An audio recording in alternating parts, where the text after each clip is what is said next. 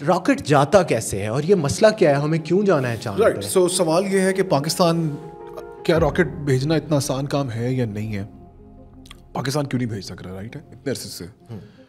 सो अगर इसको आप साइंस की लाइट में देखें, इसे एज इंजीनियर देखें, तो रॉकेट भेजना बड़ा मुश्किल काम है। और उसको समझने के लिए आपको ना इक्वेशन समझनी पड़ेगी, जिसको कहते हैं रॉकेट इक्वेशन, राइट।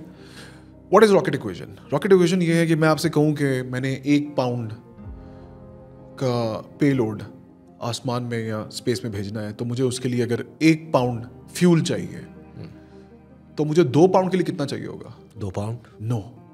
अब मेरे पास 2 पाउंड का फ्यूल हो गया है, तो वो 2 पाउंड का लोड भी है। सही। सो पहले अगर मैंने 2 पाउंड में, जिसमें से 1 पाउंड फ्यूल और 1 पाउंड पे लोड था, भेजना था, अब मेरे पास 2 पाउंड ये और 3 पाउंड वो लोड हो गया। So it's an exponential curve.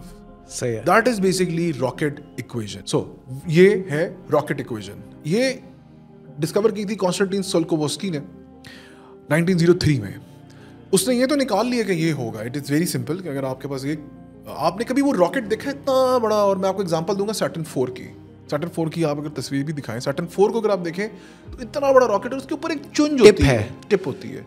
आपको पता है कि सारे के सारा जो सारा उसका खाना पीना, जो उसमें पैसेंजर्स हैं, वो ऊपर टिप में बैठे हुए हैं। बाकी वो इतनी सी टिप भिजवाने के लिए वो पूरा रॉकेट है, और सारे का सारा फ्यूल है, massive amounts of fuel. So 98% of that rocket, at least Saturn 4 जो एक एग्जांपल है, चंद्रयान का आई थिंक 85% या 80% इज फ्यूल, बाकी सिर्फ इतना सा पेलोड है।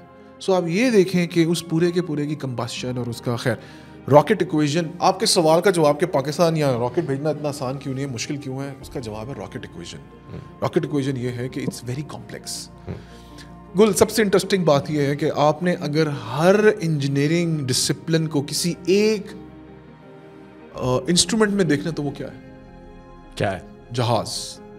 आपको जहाज में सिविल इंजीनियरिंग नजर आएगी, जो उसकी प्लम्बिंग है, उसके सारे के सारे जो है इंटीरियर डिजाइन नजर आएगा, जो उसका इंटीरियर डिजाइन है। इलेक्ट्रॉनिक्स नजर आएगी इंजीनियरिंग, आपको इलेक्ट्रिकल नजर आएगी, रोबोटिक्स नजर आएगी। हाँ, अब तो खैर डेटा मैनेजमेंट उसमें आपको नजर आएगी, एवियोनिक्स नजर आएगी, एरोडायनामिक्स नजर आएंगे, स्ट्रक्चरल इंजीनियरिंग नजर आएगी। सो जहाज, मैं इसको जब देखता हूँ तो एक ऐसी चीज है कि आपको उसमें कोई तकरीबन केमिकल इंजीनियरिंग नजर आएगी, मेटलर्जिकल इंजीनियरिंग नजर आएगी। सो जहाज जो है आपको एक ऐसा एक मैन मेड मार्वल है, जिसमें इंजीनियरिंग के सारे एस्पेक्ट्स आपको नजर आएंगे, civil, mechanical, structural, avionic, electronics, electrical और मेटलर्जी बहुत इंपॉर्टेंट है उसमें, and pneumatics and fluid mechanics, और क्या कहते हैं इसको। सो ये सारे के सारे आपको एक जहाज में नजर आएंगे। Coming back to the rocket भेजने के लिए बहुत सबसे बड़ा प्रॉब्लम ये है कि जो रॉकेट इग्नाइट होता है, दैट्स अ कंट्रोल्ड एक्सप्लोजन। अब आप ये देखें, जो उसके इर्द गिर्द जितनी भी चीज़ें हैं वो इतनी स्ट्रांग होनी चाहिए कि वो उसको सस्टेन करे। रॉकेट लॉन्च करने में अगर पाकिस्तान नाकाम रहा है, तो सबसे, मेरे ख्याल में सबसे पुअर डिपार्टमेंट है वो मेटलर्जी का है। क्योंकि हम इतने माशाल्लाह, जो बेसिक नेसेसिटी किसी भी तरक्की याफ्ता मुल्क की आजकल है, वो है स्टील, एंड अनफॉर्चुनेटली हम स्टील प्रोड्यूस ही नहीं करते। ये जो आप सरिया देखते हैं या एंगल आयरन देखते हैं, ये सारे का सारा स्क्रैप आता है। स्टील होता क्या है? एलॉय है। Steel itself is, yes, it's an alloy of ferrous, Fe, और फिर साथ उसमें छोटी छोटी वो होती हैं, कार्बन कंटेंट होती है। It starts with 0.1%, 0.2%, and mild steel होता है उसको हार्डन करने के लिए। जी, carbon is basically the isolate, वो उसको जो है स्ट्रेंथ प्रोवाइड करता है। इट्स बहुत ज़्यादा पोटेंट मटेरियल है carbon in steel. So we are not producing steel. हम, अगर हमारे यहाँ फेरस है भी है, जो आयरन है फॉर्म, बेसिकली आप पहाड़ से आयरन निकालते हैं, आप उसको ब्लास्ट फर्नेस में उससे पिग आयरन बनाते हैं। जनरली आप पिग आयरन बनाते हैं, जो पाकिस्तान स्टील मिल बनाया करती थी, जो कि बंद हो गई। आपने पत्थर लिया, पिग आयरन आपने बनाया, पिग आयरन आप फिर मिल्स में भेजते हैं, मिल्स उनको प्रोसेस करके अपने बिलेट बनाती है उसमें उसको अपनी जो छोटी फर्नेसेस हैं, जिसमें इंडक्शन फर्नेस है या इलेक्ट्रिक आर्क फर्नेस है, उसमें डाल के उससे ईंटें बना लेते हैं, जिसे बिलेट कहते हैं, और फिर उसको रीहीट करके आप रोलिंग मिल में रोल करके सरिया बना लें, आयरन, एंगल आयरन बना लें, दूसरी चीज़ें बना लें। These are what you can do. Pakistan, अगर आप अपने आप को डेवलपमेंट की रेस से तो बिल्कुल बाहर निकाल दें।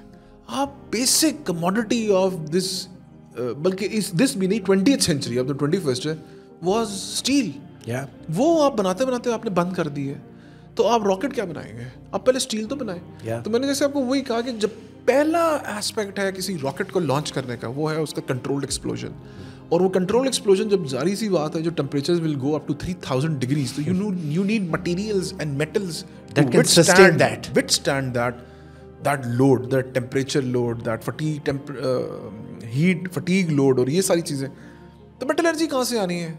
स्टील बना नहीं रहे तो अभी है पीपल स्टील मिल कराची में, they are working fine and they are working more towards these departments, और उनको ये चीज़ें बना के देते हैं जो भी हैं। लेकिन metallurgy is the first thing. Then secondly जो रॉकेट इक्वेशन है कि आपको इतना ज़्यादा फ्यूल चाहिए, और फ्यूल कंबस्शन, ये आपने सुना हो शायद term 2 stage rocket, 3 stage rocket.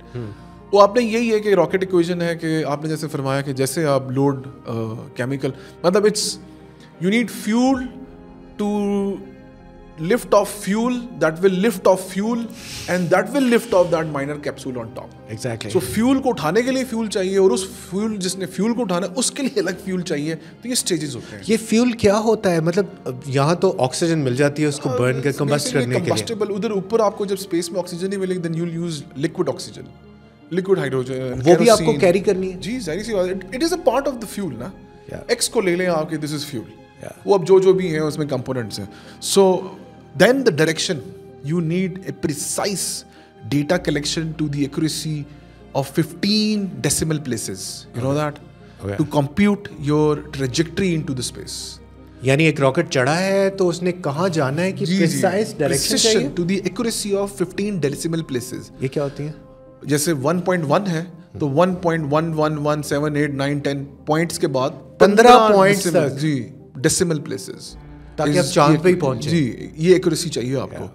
तो फिर वो कंप्यूटेशनल पावर कहाँ से लाएंगे? अच्छा, फिर बड़ी अफसोस, सबसे जो मुश्किल है कि चाइना को आप पैसे दे के ख़रीद लेते हैं तो बना लेते हैं, तो इस चीज़ की कोई चीज़ ना मिलती मार्केट में। जो भी आपने बनाना है खुद बनाना है, कंप्यूटर भी आपने इसका खुद बनाना है, आपने इसकी मेटलर्जी भी खुद असेस करनी है, आपने फ्यूल डिज़ाइन भी खुद करना है, आपने रॉकेट इक्वेशन सेटिस्फाई भी वही करनी है जैसे वो उसने कॉन्स्टेंटीन स्लोवस्की ने की। वो तो बेचारा 1903 में उसने इक्वेशन तो बना दी, बट उस वक्त वो फ्यूल्स नहीं थे जिनकी वेट टू कंबशन रेशो। बहरहाल होता क्या है, first of all it's a big blast controlled, मतलब it's almost 10 tons of fuel. तो पहला जो उसमें ब्लास्ट होगा, जो उसमें एग्जॉस्ट निकलता है, वो आपको थ्रस्ट देता है, जिसको हम लिफ्ट ऑफ कहते हैं। और हमने अचीव करनी होती है एग्जिट वेलोसिटी, वो वेलोसिटी जिसमें से हम एटमॉस्फेयर को एग्जिट करें। वो पता कितनी होती है? 40,000 kilometres per hour, that's 11 kilometres per second. वो आपको चाहिए to exit the atmosphere and go into space.